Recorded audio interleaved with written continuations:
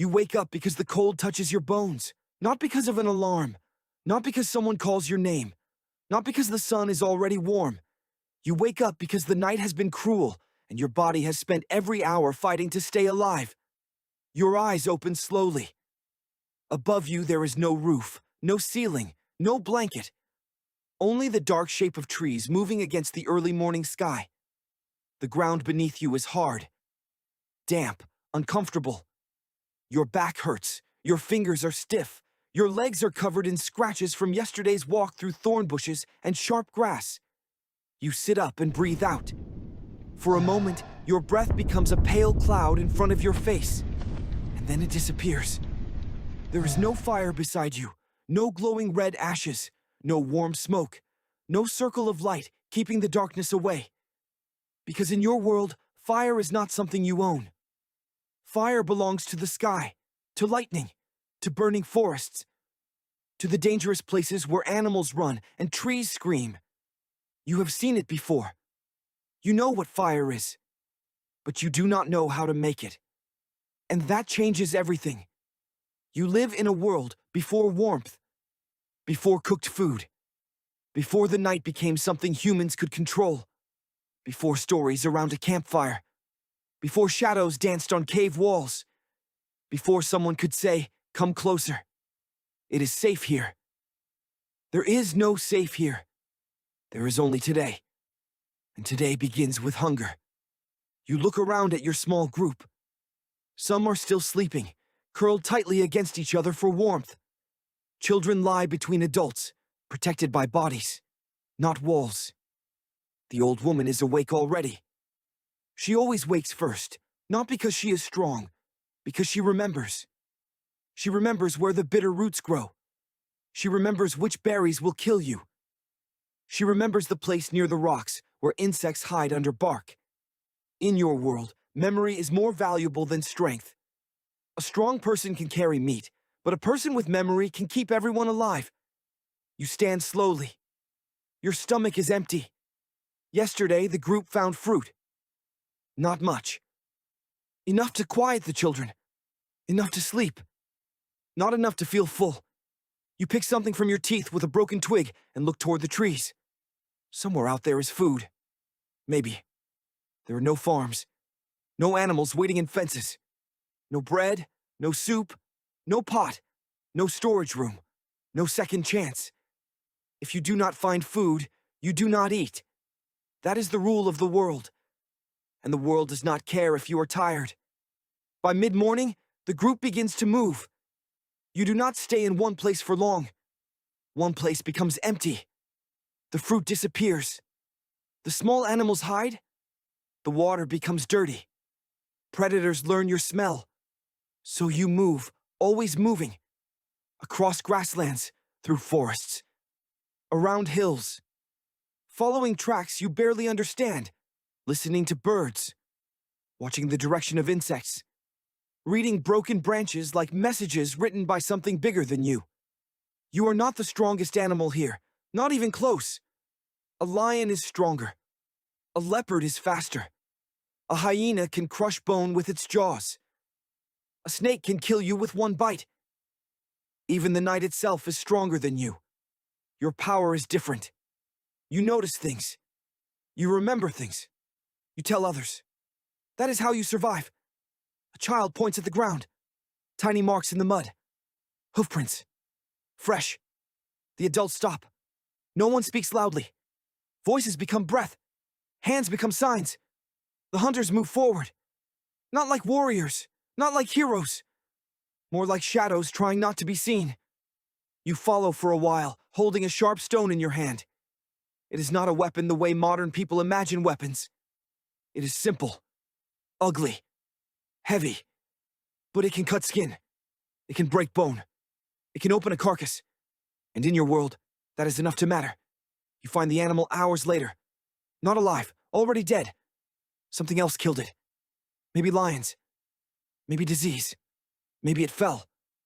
The meat is not fresh. Flies cover the wound. The smell is thick and sour. But hunger changes the meaning of disgust.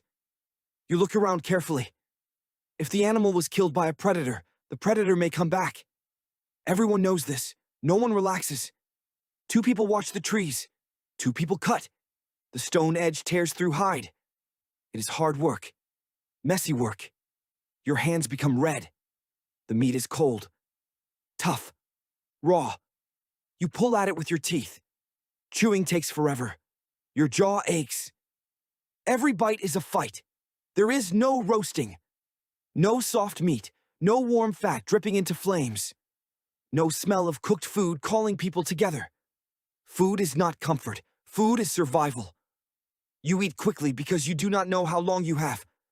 Then the sound comes. A crack. A branch breaking somewhere behind the trees. Everyone freezes. The children are pulled close. The old woman grabs a stone. You hear breathing. Low. Heavy. Not human. A hyena appears first, then another, then another. Their eyes are fixed on the carcass, on the blood, on you. You want to shout. You want to scare them away. But without fire, your voice is only sound, and sound is not always enough. The group backs away, slowly. No one runs. Running turns you into prey. You take what you can carry. A strip of meat, a bone, a piece of hide. Then you leave the rest behind. The hyenas move in before you are even gone. This is life before fire. You do not defeat the darkness. You negotiate with it. You steal moments from it. You take what you can and hope the world does not notice. By afternoon, the sun is warmer. The group rests near rocks. Children play with sticks, not because childhood is easy. Because children play everywhere, even at the edge of danger. One child throws a stone and laughs when it bounces. Another copies the walk of an old man, making the others laugh.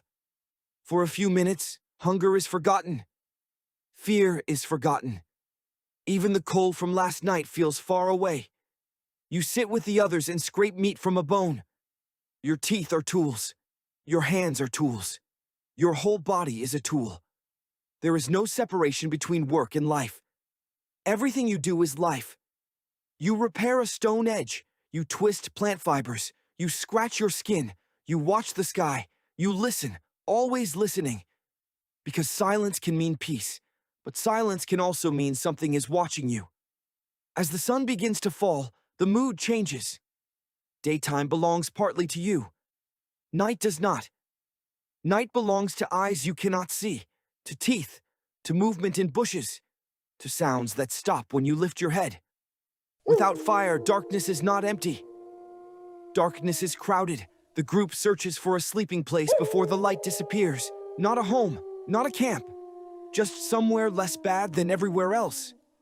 A shallow cave would be good, a high rock ledge. A place with one way in and one way out. A place where wind is weaker. A place where animals might hesitate. Today you find trees with thick roots rising from the ground. The group gathers close between them. Branches are pulled around the sleeping area. Not a wall, not protection. Only a small warning. Something to make noise if pushed aside.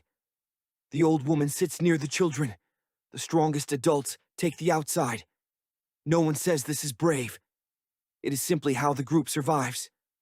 The sky becomes purple, then gray, then black.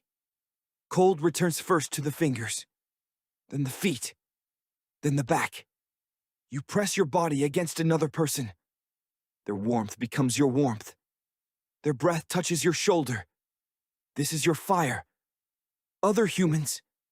Before flames, people survived by becoming close enough to share heat, close enough to hear fear, close enough to wake each other when something moved.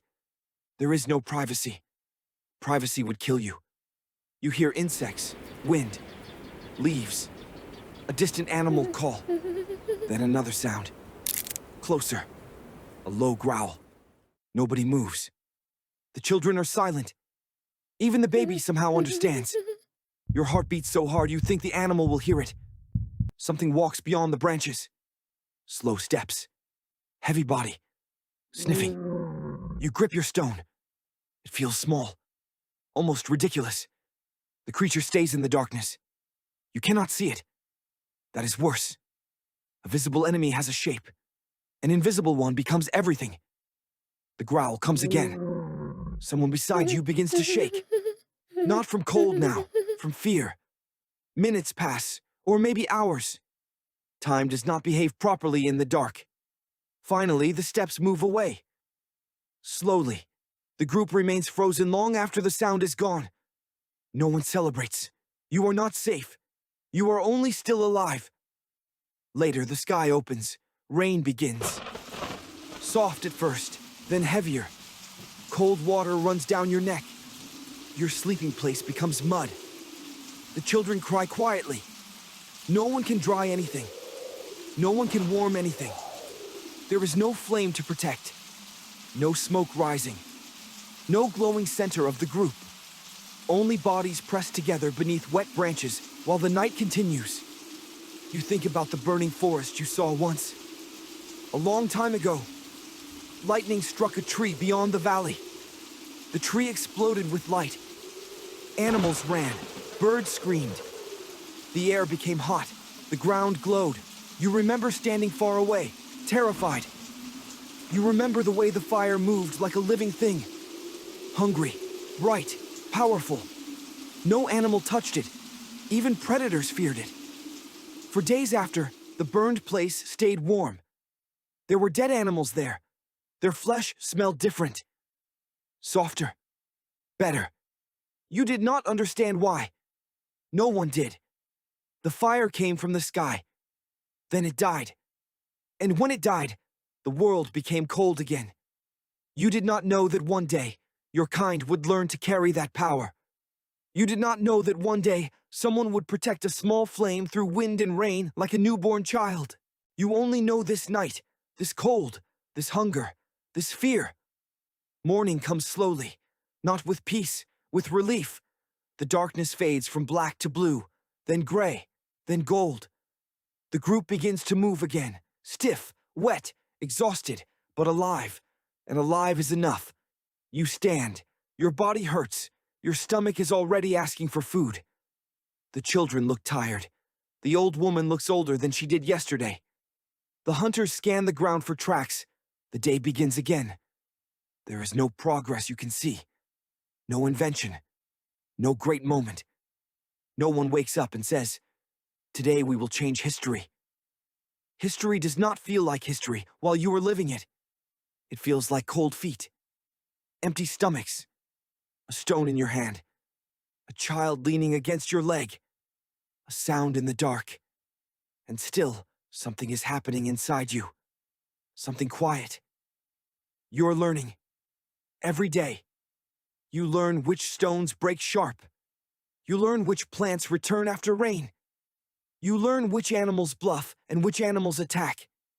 You learn that a group survives longer than a single body. You learn that memory can travel through voices. You learn that fear becomes smaller when shared. Before fire, humans were not weak. They were unfinished. They lived at the edge of a secret.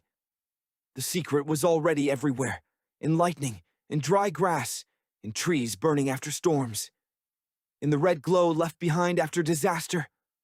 For thousands and thousands of years, your kind watched fire from a distance, afraid of it, drawn to it, needing it before understanding it. And one day, someone would stop running from the flame. Someone would come closer. Someone would carry an ember. Someone would feed it dry grass. Someone would keep it alive through the night. And the darkness would change forever. But not yet.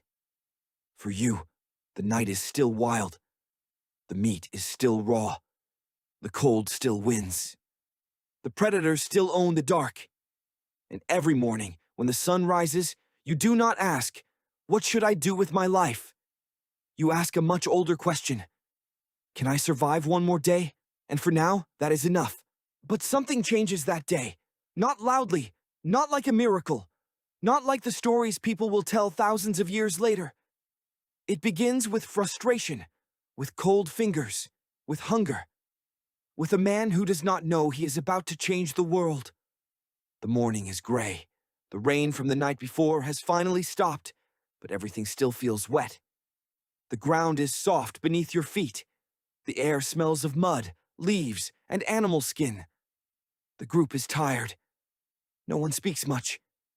The children walk slowly. The old woman keeps stopping to look at roots and plants, searching for something useful. You carry a piece of dry wood you found beneath a fallen tree. It is lighter than the wet branches around it.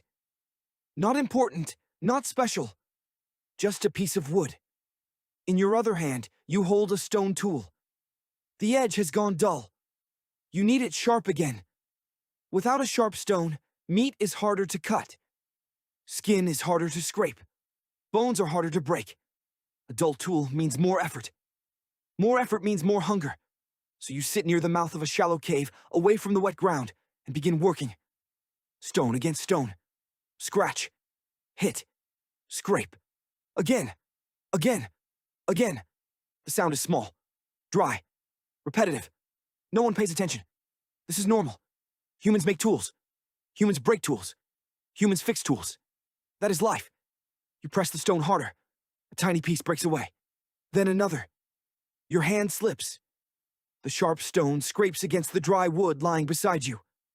Nothing happens. You do it again without thinking. Stone against wood. Wood against stone. A rough, angry movement. You're not trying to invent anything. You are only annoyed, cold, hungry, tired of the world being difficult. Then you smell something. Not meat, not mud, not rain. Something different. Sharp. Dry. Strange. You stop. A thin gray line rises from the wood. Smoke. At first, you do not understand it. Your body understands before your mind does. You jump back. The stone falls from your hand. Your heart starts beating fast.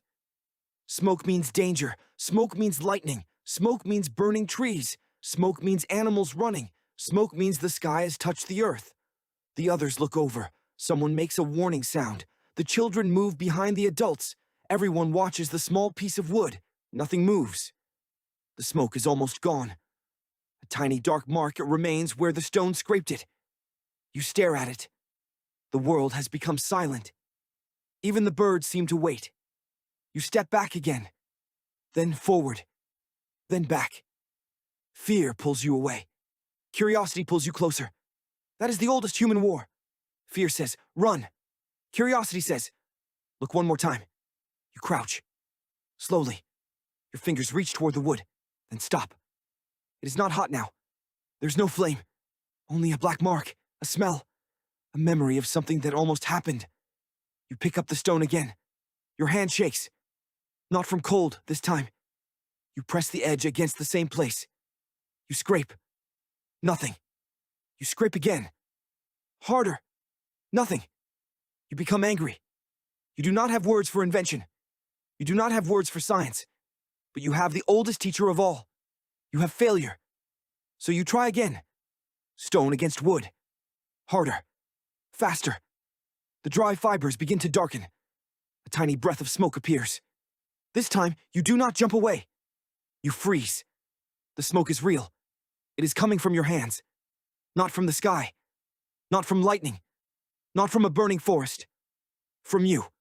The old woman sees it. Her eyes widen. She comes closer, but slowly. Everyone comes closer slowly. No one wants to be the first to stand too near. You scrape again. The smoke grows. Thin. Weak. Almost nothing. But it is there. You lean down. You do not know why. Maybe to smell it. Maybe to understand it. Maybe because something inside you knows that breath matters. You breathe out. Softly. The smoke moves. The dark place glows. Only for a moment. A tiny red point. So small it could be imagined. Then it disappears. The group reacts like a predator has appeared. A woman cries out. A child falls backward.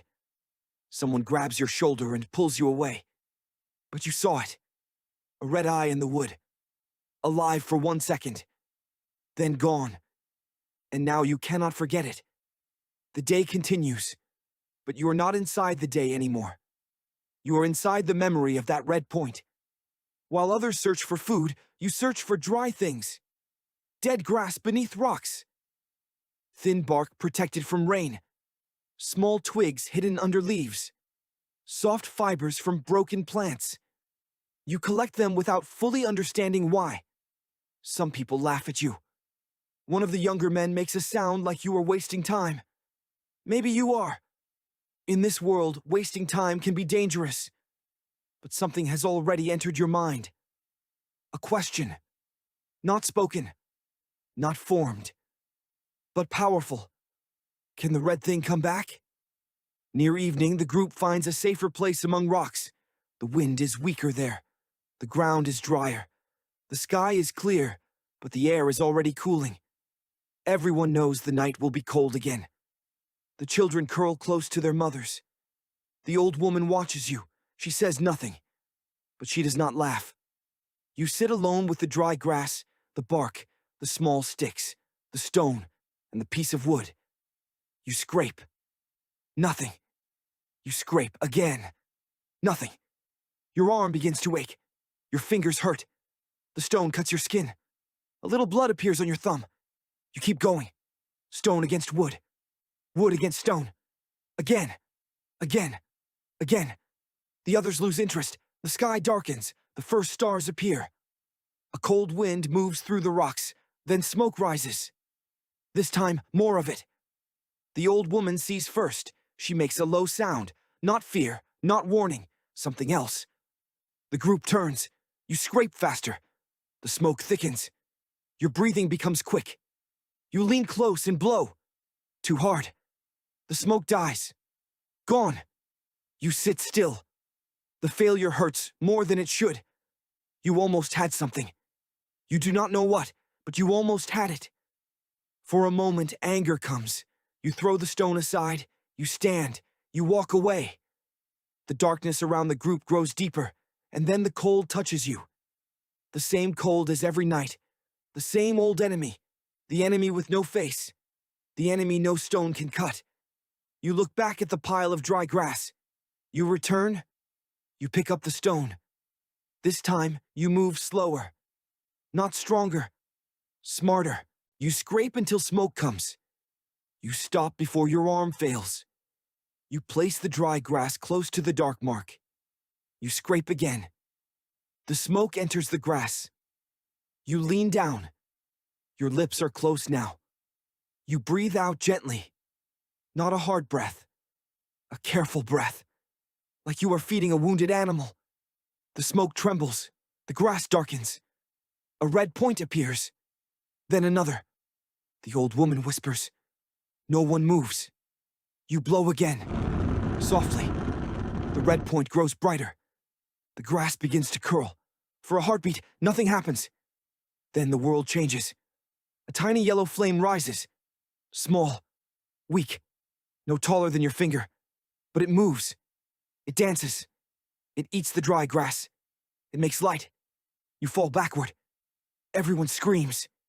The children cry. The hunters lift stones. For a moment, the group is ready to fight it. This tiny, impossible creature. This piece of the sun. This dangerous living thing that came from your hands. The flame bends in the wind. Almost dies. The old woman suddenly moves. She grabs dry bark and pushes it closer. Not touching the flame, feeding it. The flame catches the bark. It grows. A second flame appears. Then a third. The sticks begin to crackle. The sound is terrifying. Beautiful. Wrong. The darkness pulls back. Not far, but enough. For the first time, night does not arrive completely. There is a circle now. Small. Orange. Unstable. But real. A circle where faces can be seen. A circle where hands reach forward. A circle where cold begins to lose. You feel warmth on your skin. You pull your hand away, shocked. Then you bring it closer again. Slowly. Warmth without the sun. Light without lightning. Power without a storm. The group stares. No one understands. But everyone feels it. The children stop crying first. One of them laughs. A tiny laugh. Nervous. Confused. Then another child laughs too. The old woman sits beside the flame and holds her hands toward it. Her face changes. For years, maybe for her whole life, night has taken warmth from her bones. Now something gives it back. She looks at you, and for the first time that day, she smiles. Not a big smile, not a modern smile, a small one, a human one, the kind of smile that says, "Remember this. The hunters bring more sticks. Carefully. Too many at first. The flame bends and nearly disappears. Everyone gasps. Then it rises again. The group learns quickly. Small sticks first, dry grass, bark, then larger wood. The fire must be fed. Not too much, not too little. It is alive, but not like an animal. It has no eyes, no mouth, no legs. And still, it eats. Still, it breathes. Still, it dies if ignored. That night, no one sleeps early. How could they? The world has a new center. People sit around the flame, afraid to move too far from it. Their faces glow orange. Their shadows jump behind them on the rocks, huge and strange. A child points at a shadow and laughs.